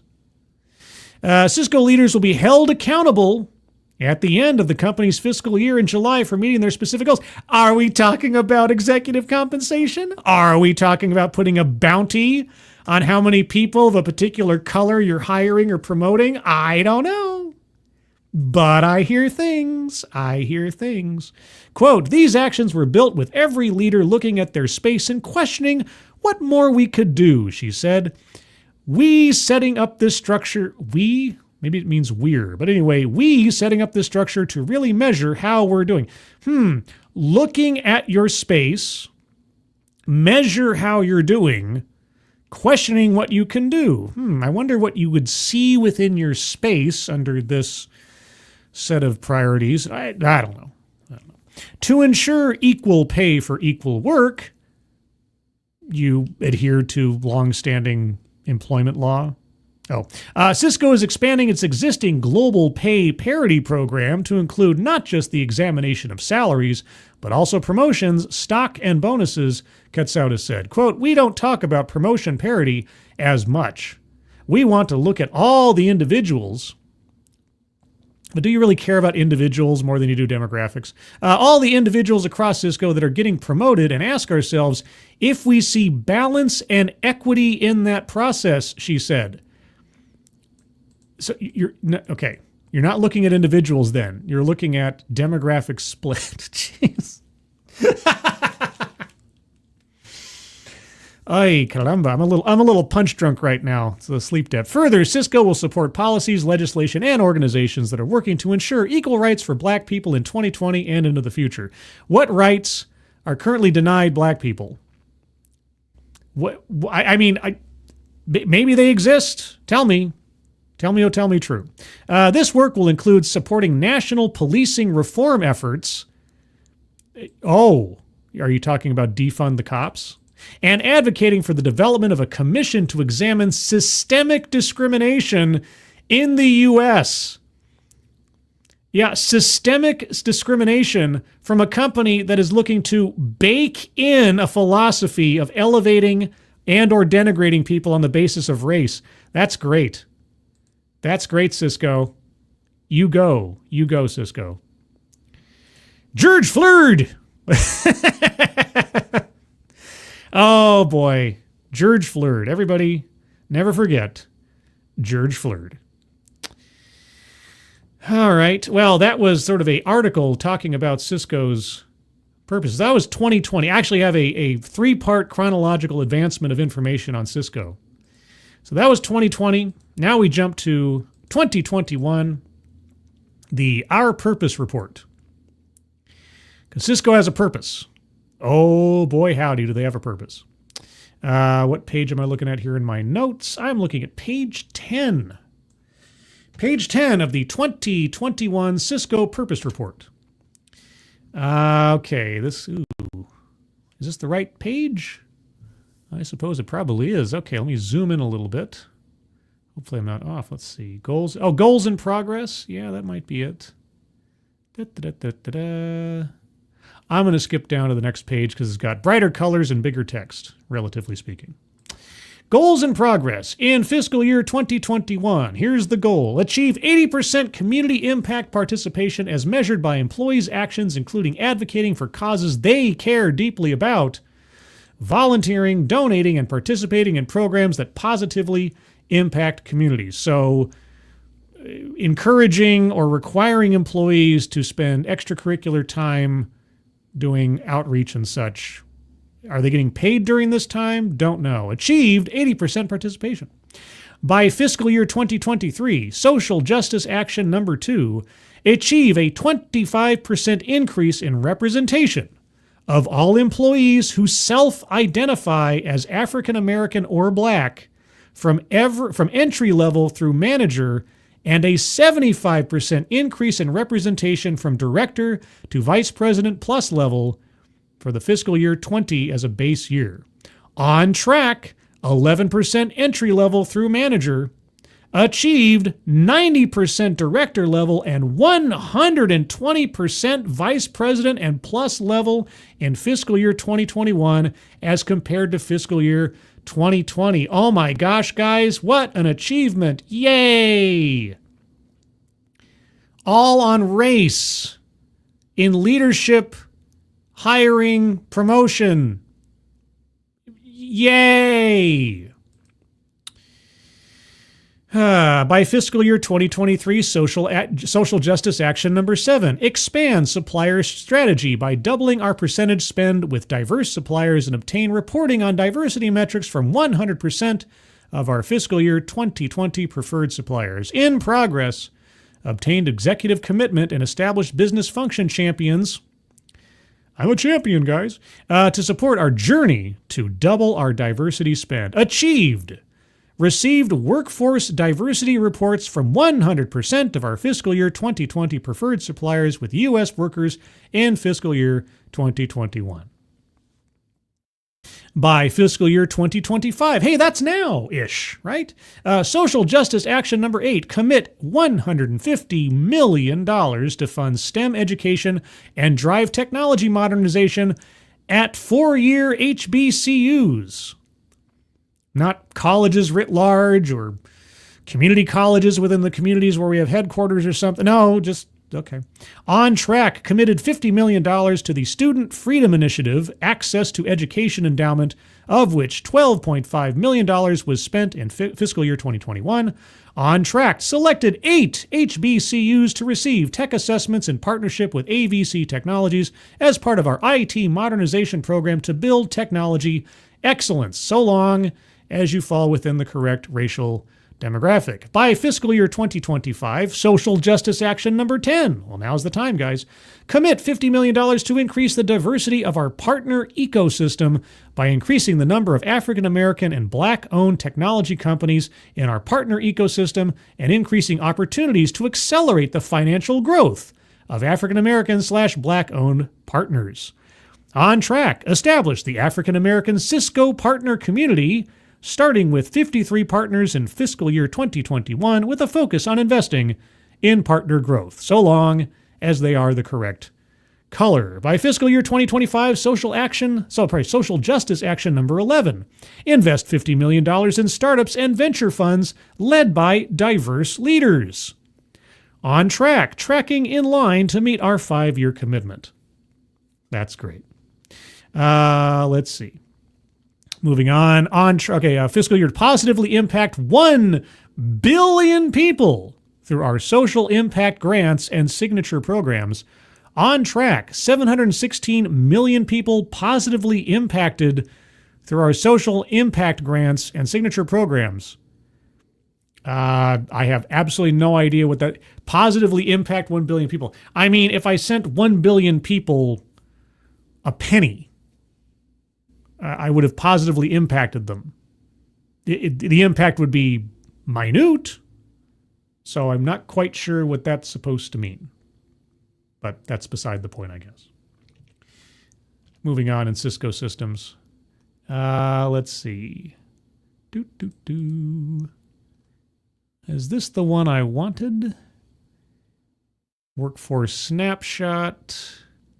Expanding our view of diversity with self-ID. Oh, here we go.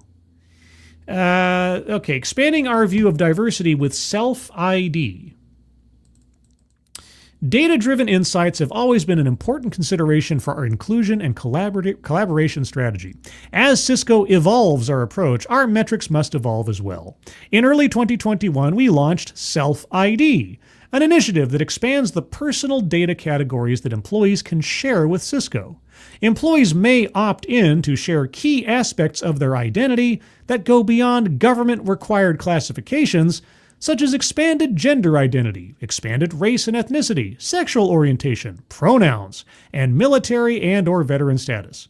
We handle all data that employees share with the highest levels of security and privacy and have implemented Self-ID in 36 countries. Now let's talk about that for a second, because this reminds me quite a bit of Hive diversity.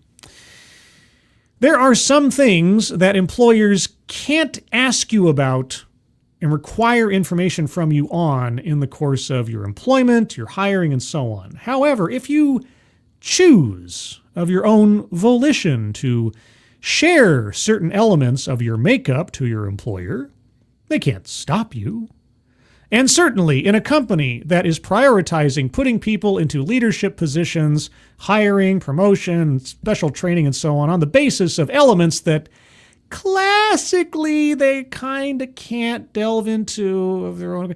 Yeah, I had to say, if you want to share these elements of your identity with us, just so we know more about you, we just want to get to know you better, we're not then going to potentially give you preferential treatment or focus or benefits in the larger scale program we're telling you about when it comes to increasing leadership or hiring. No. I mean, that's only if you want to. If you don't want to, you don't have to.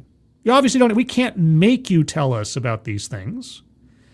And I'm not saying that it's possible you could miss out on being considered for certain opportunities because of these things, because that would be illegal, obviously.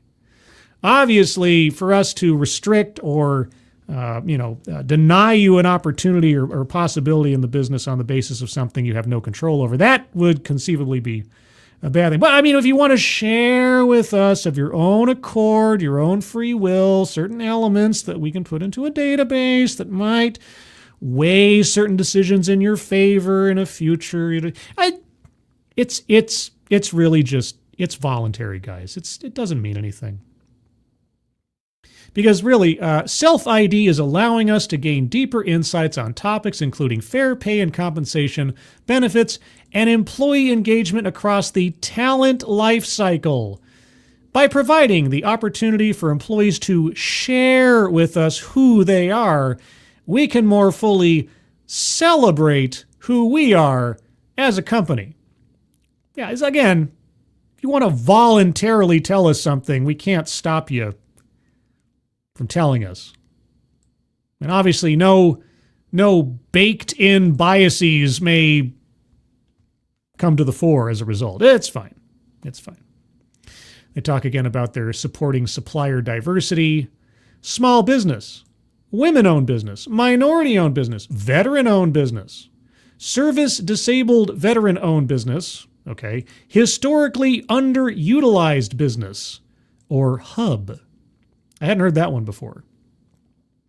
While LGBT-owned businesses do not fall under the U.S. federal government guidelines as a disadvantaged group, we track inclusion of these businesses as well. In addition, we ask preferred suppliers worldwide to report the diversity of contingent workers that they provide at Cisco. So hey, suppliers, you better supply to us diverse employees. So again, you're basically telling someone that's contracted to you, who's benefiting from your money, you better send us people who look a particular way because we're tracking it. So you're guilting or basically coercing another business to conceivably, possibly make legally questionable business and hiring and employment decisions on your behalf so that you look good. That's just one way of putting it. I'm sure I'm completely off base in saying that. We have a workforce snapshot, global by gender, U.S. by gender, U.S. by ethnicity. But this is just demographic information. I'm sure it's they don't represent like goals or a scorecard or anything. I'm sure it's all fine. Let's see. Was that the end of my notes? That was the end of my notes. So that is the 2021 report from Cisco. And the final item. I know it's been a long slog, guys. I didn't mean for it to go on this long, but here we are. Rock me like a hurricane. Might as well go out with the final thing. That is the Cisco 2022 report. I know this stuff is pretty dry, guys. But again, for reference purposes, since the news outlets talking about these organizations and companies won't tell you what is included in their DEI programs, here I am to supplement bad reporting. Let's see. So what pages do I have marked for this one? Page 7. Page 7. All right. ESG materiality, and reporting. Developing and understanding our most important ESG topics is crucial to Cisco's strategic planning initiatives and reporting. Our latest full ESG materiality assessment conducted in fiscal 2021 identified 18 priority ESG topics as illustrated on Table 1. Okay, Table 1, human rights and working conditions in the supply chain. Yada, yada, yada, yada, yada. Yada, yada, yada, yada, yada. Okay. I thought there was something more interesting there. Maybe there is, and I'm just missing it because it's been a couple of days. Let's move on to page 26 is where the next big thing happens, apparently.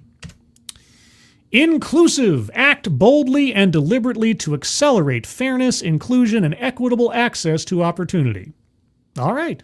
For Cisco, fulfilling our purpose begins with our employees, who make all that we do possible and are living examples of the change we hope to achieve.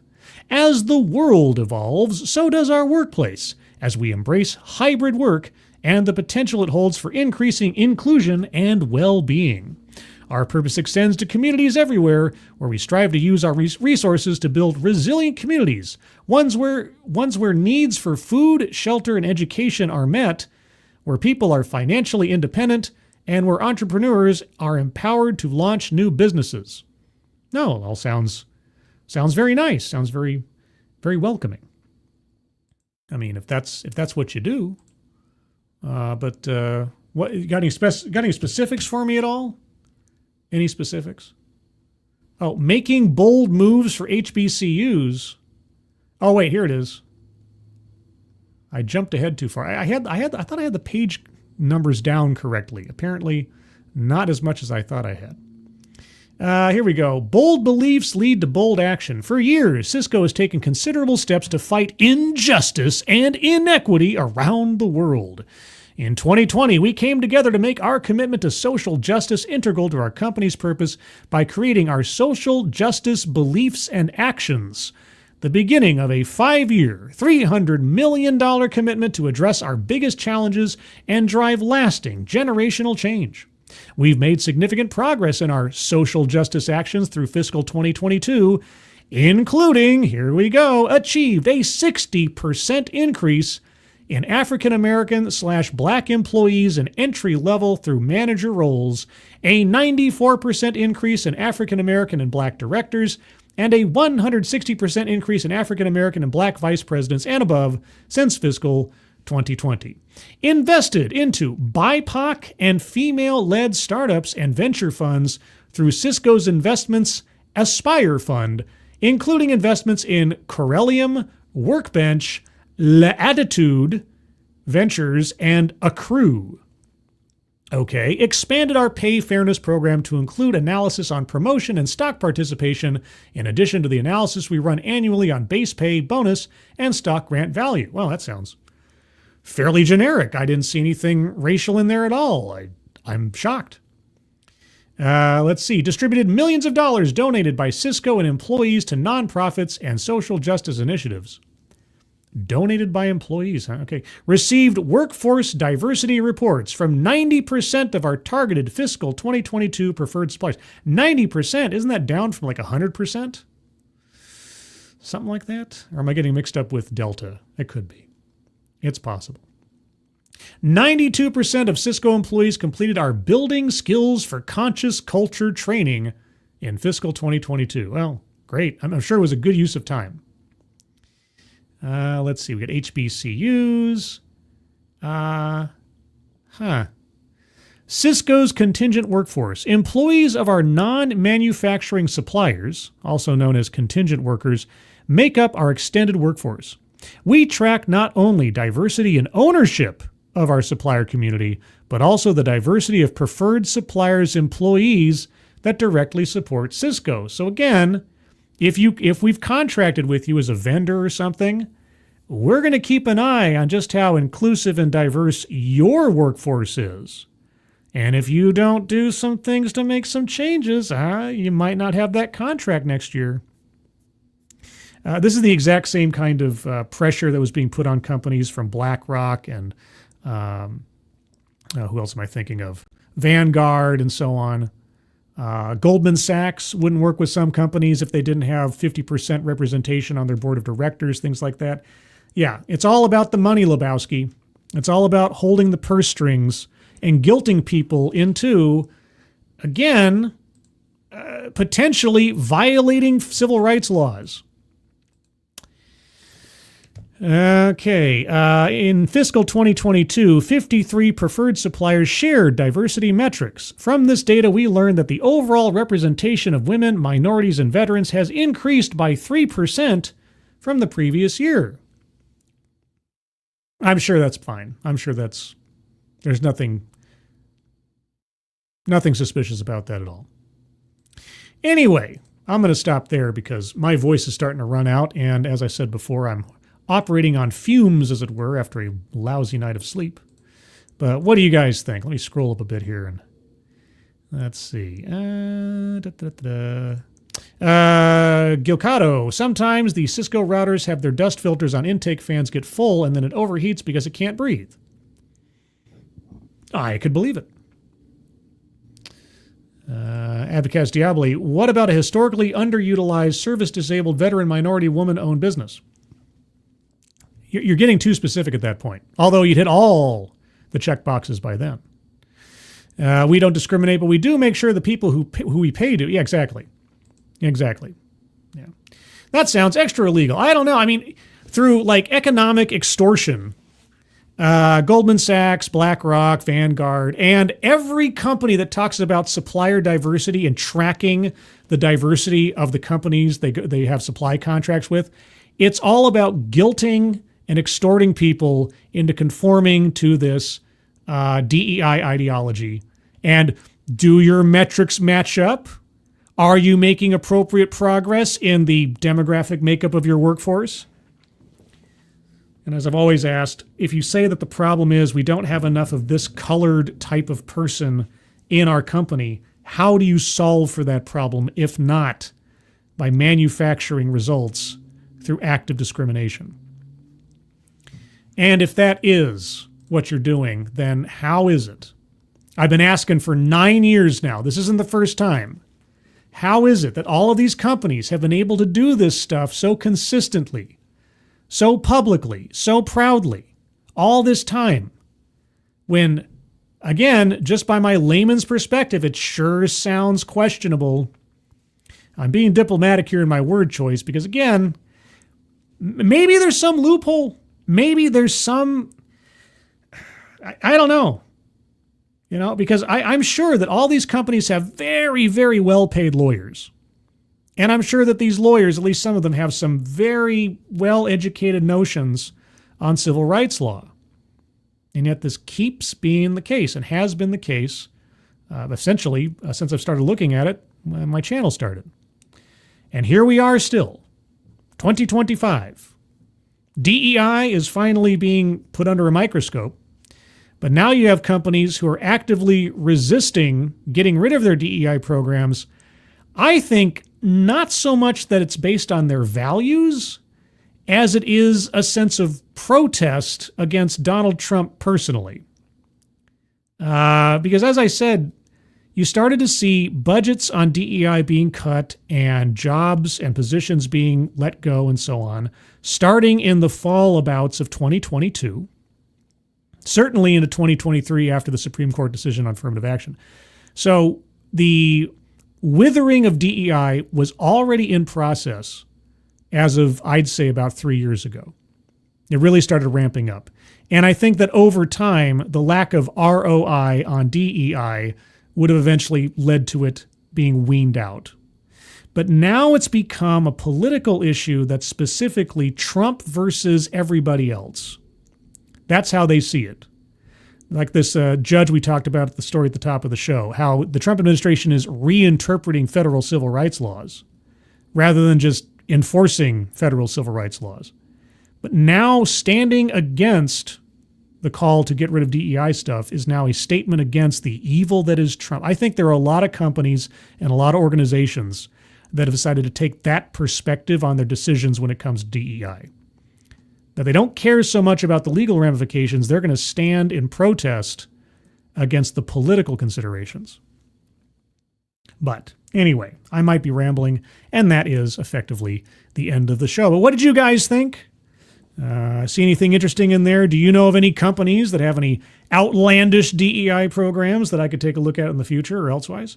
Let me know in the comments below. Or you can always, if you'd like, join the Discord server, which I will create a link to right now with the new interface that screwed me up last night.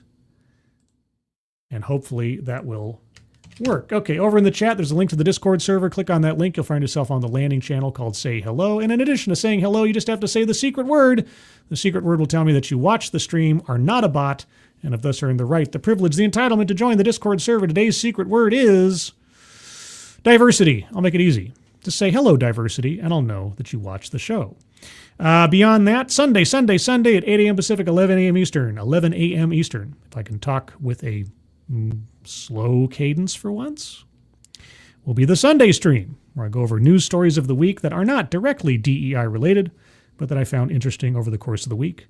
And then, as always, you can find me here Thursday nights at 6 p.m. Pacific, 9 p.m. Eastern for TED Excellence. We'll take a look at another off-brand TED Talk. We looked at one last night about TikTok saving the world or something. Does it? Could it? Find out for yourself. Just don't join TikTok. At least that's not my advice. Everyone, thank you so much for joining me. Moderators, thank you for keeping an eye on things, even though everyone here is so well behaved. You have very, very little to do. Everybody who donated either to myself or to the GoFundMe, the Leukemia Lymphoma Society link at the top of the chat box. I am fading out, guys. I apologize. Thank you guys so much for your generosity. Very much appreciated.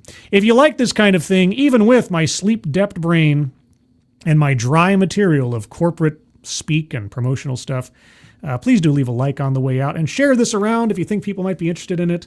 I will attempt to put in a link to that International Air Transport Association stream I did a while back that goes over that debacle. And I was going to say something else, but I forgot. Must not be important. Now I go sleep. Everyone, have a good rest of your Friday. I hope you have a good weekend. I hope you're all safe and well. If you're not well, please get well soon. And I'll see you on the next one. Take care. Bye-bye.